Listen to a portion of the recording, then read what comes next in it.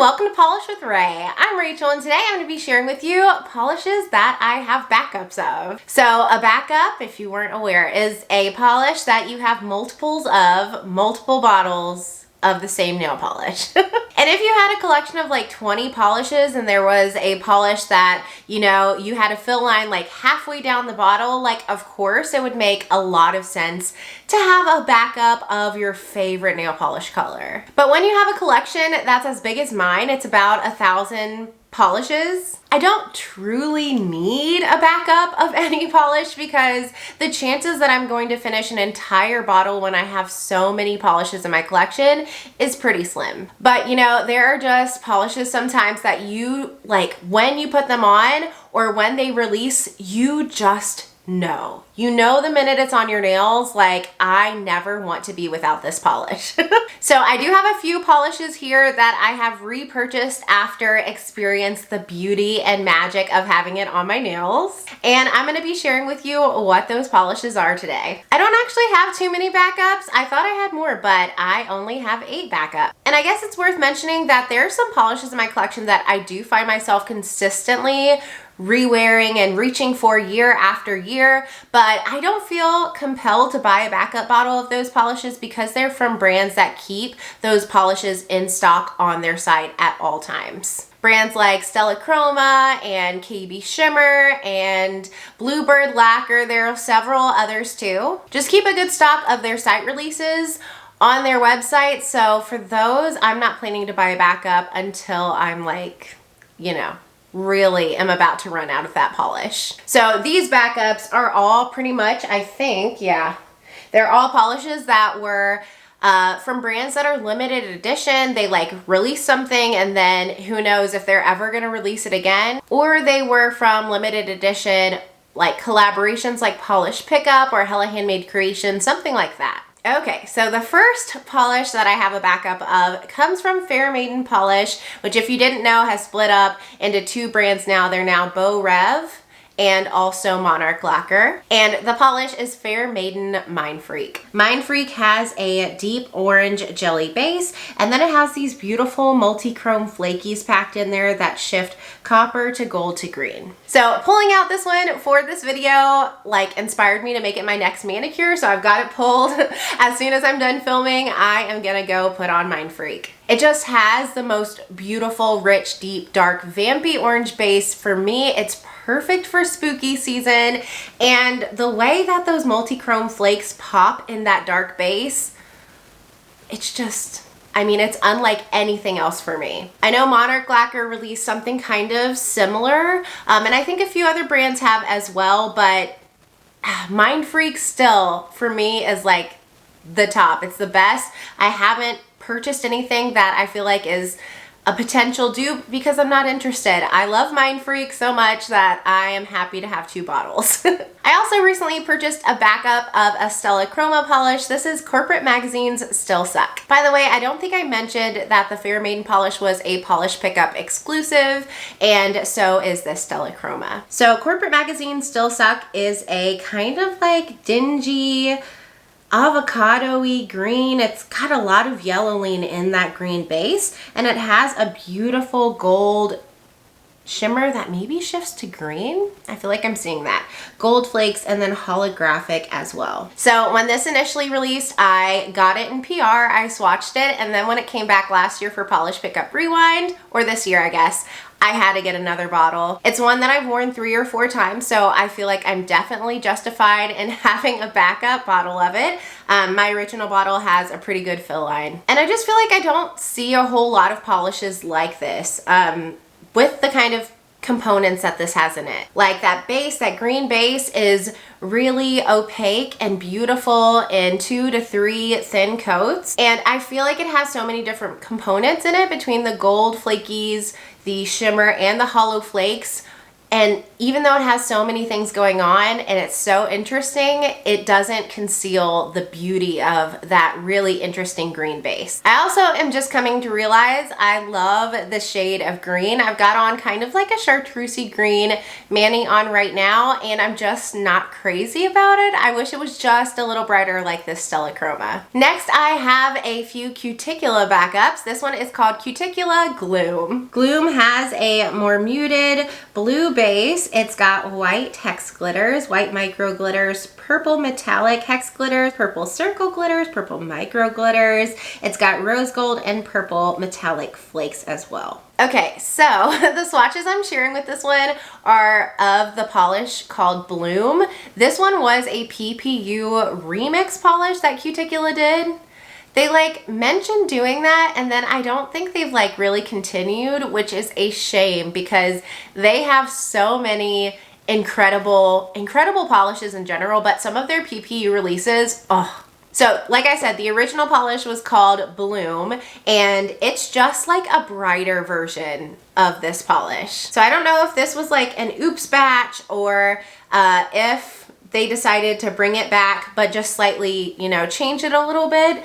But yeah, this one is called Gloom because it's just a little bit darker. But anyway, I was happy to purchase Gloom because I loved the original Bloom so much. So what drove me to purchase Gloom was my love for Bloom, of course, and then I just thought the play on words with it being a slightly more muted version of the original Bloom was just too funny to pass up on. But the original Bloom and this Gloom too, I just love the combination of glitters and flakies in here, the white, the purple, the pink. That color combination is very nostalgic for me. Just makes me think of my childhood and it makes me smile. And against that blue base, I find this polish, both of them, despite the name, to be very uplifting, and it makes me happy. The other Cuticula that I have a backup of is Dragon Glass. Dragon Glass has a black jelly base and these gorgeous glowing glass flakes in blue, red, purple, green, and maybe pink. I actually see orange too at an angle. This polish is remarkable. When it released, if you were following me, I'm sure you remember me talking about it. I was gushing about how much I adore Dragon Glass. The flakes just glow in that black base, and I love a black polish anyway, but seriously, the flakes in here, anytime Cuticula releases polishes with these glass flakes, I am instantly like drawn in. I want to grab that polish. I don't always, but I always want to because they never let me down. They're just so glowy, like they don't even look real. So I feel like the chances of me coming across another polish that has this kind of flaky action happening in a black base is pretty slim, so I'm happy to have a backup of this polish. The only brands that I've really seen use these super glowy flakes, I feel like, is Rogue. I feel like I've seen some, like their Imagineering collection polishes have some similar flakies. If you know of a brand that uses these two or you think uses something similar, let me know down in the comments because I am curious. I also have a few Wildflower lacquer backups. Starting with Slug Bug. So Slug Bug is a super deep dark vampy red. It almost has like a blackened red base, and then it has a glowing shimmer that shifts red to copper. So when Slug Bug initially released, I purchased that bottle myself, but then I got another bottle, a 2.0 version that is the same as the original from, you know, what I can tell. But I got the second bottle in PR, so it's a little different than the rest of these. It's a really gorgeous vampy red. It's so like just, it's one of those polishes that makes you feel super powerful because it's like dark and rich and broody, but then it just has that super strong red glow. Like I have a lot of glowy reds, but I feel like a lot of them are more like festive reds or good for summertime, but this one to me is like, it is fall. It is fall. It's like Halloween. It's like a scary kind of red.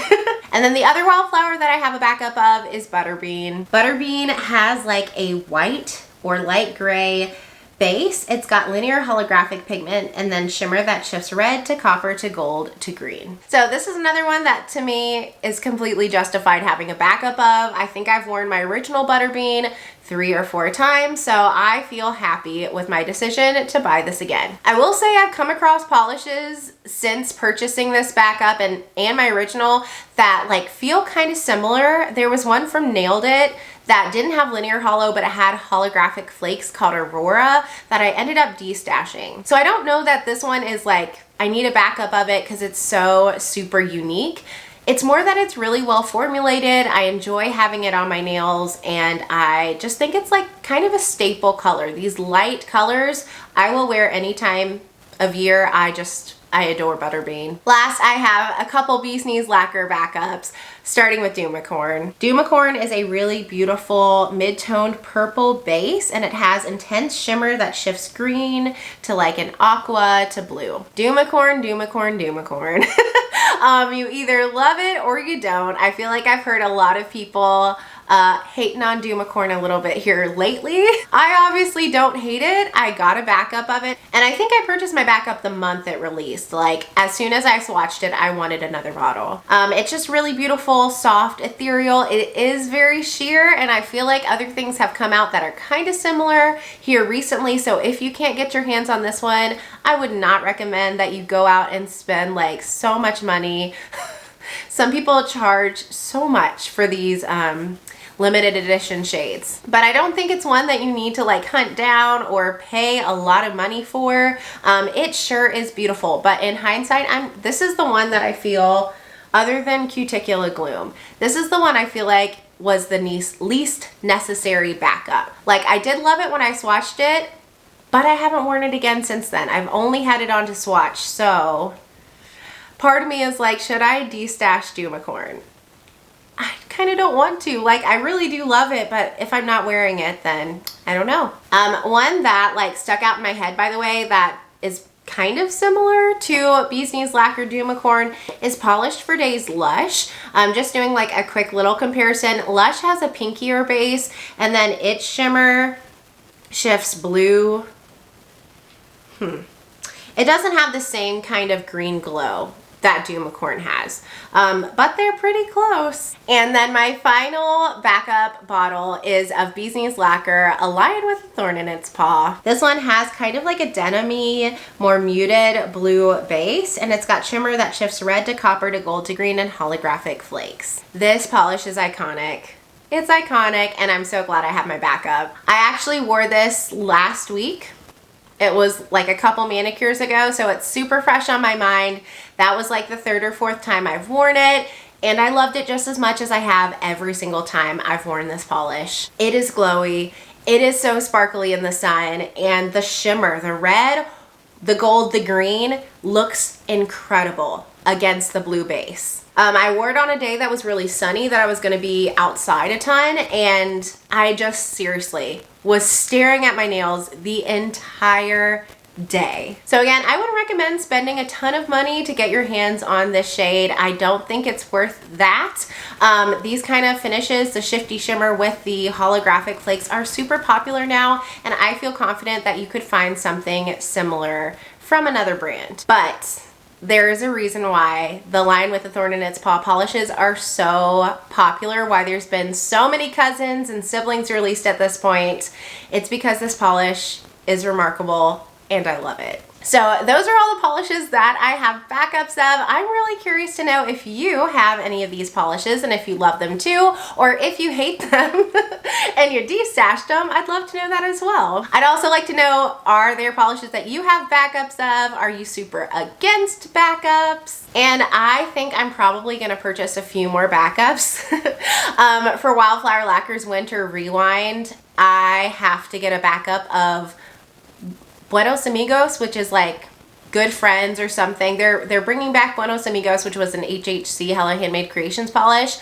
Probably my favorite polish in my entire collection. Will 100% be getting a backup of that one. But other than that, no plans to get any more backups. I just don't need them. Hopefully you enjoyed this video. If you did, don't forget to give it a thumbs up and subscribe, and I'll see you next time. Bye!